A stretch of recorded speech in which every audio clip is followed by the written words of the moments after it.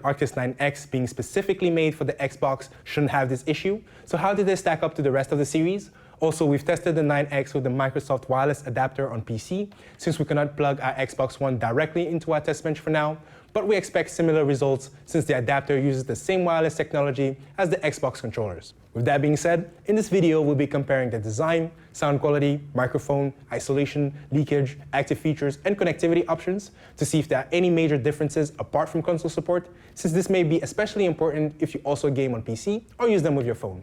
But as always, let's start with what's in the box.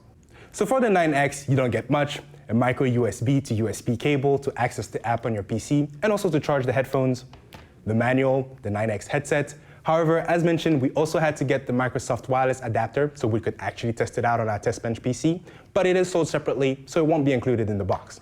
As for the Arctis 7, you get a USB transmitter dongle, a USB cable, a proprietary 1.8 TRRS mobile audio cable that will work with your phone, the manuals, and the Arctis 7 headset. And that's it. Let's get the boxes out of the way and compare the design.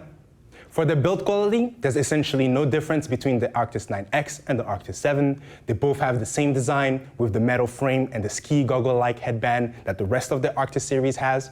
However, unlike the lower-end Arctis 3 and Arctis 5, the elastic band goes around the frame instead of having hooks on the inside of the headband, which should last a little bit longer. The ear cups, the padding, and the retractable mic all look practically identical, and both the Arctis 9X and the Arctis 7 do not have removable backplates, unlike the higher-end Arctis Pro, Pro Game DAC, and Pro Wireless. Also, no RGB lighting, which will be a little disappointing for some since the Arctis 5 has it, but it does save a little bit on battery life, which is nice. The yokes are also pretty much identical, which is the weakest part of the Arctis design overall, but the 9X and the Arctis 7 still feel like well-built and sturdy gaming headsets that should last you a while. As for comfort, here too there's no difference between the two models. They have the same type of pads on both headsets, and the ear cups are the same size, so there won't be any significant differences when gaming on PC or on either consoles. The fit of the Arctis lineup, however, is not for everyone. Since the metal frame itself does not expand, the only way to adjust the fit is with the elastic band, and there's not much room or positions to set the band to for a better fit on your head.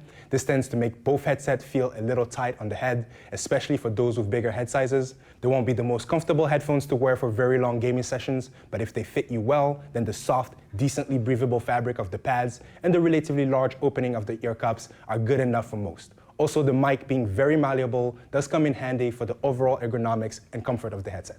Lastly, for the control scheme, for gaming, both headphones are about the same with slight aesthetic and design differences that shouldn't matter much. But for casual use, the 9X are a lot better, since one of the key differences between the 9X and the Arctis 7 is that the 9X are also Bluetooth headphones. At the bottom of the right ear cup, you have a Bluetooth pairing button that also doubles as a multifunction play, pause, and management control when paired to your phone. So 2 presses skips tracks and 3 presses rewinds, like most Bluetooth headsets. This makes them a lot better for casual use than the Arctis 7. However, for gaming, they're about the same with very slight tweaks and design differences. They both have their power button on the bottom of the right cup, but for the 9X, the volume controls and the mic mute is also on the right cup instead of the left like the rest of the series.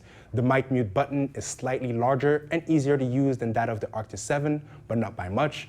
And the chat mix dial is also flipped. So for the 9X, it's on the left and near the top of the ear cup, and on the Arctis 7, it's on the right and closer to the bottom. It doesn't make a big difference since you get used to the setup rather quickly. The only issue would be if you have other Arctis headsets and often switch between them and the 9X. Overall, the buttons are easy to use, and they provide good tactile feedback for both headsets, making them some of the easiest gaming headphones to use for most. In short, design-wise, the Arctis 9X seemed to be a copy of the Arctis 7 2019 edition, but for Xbox One.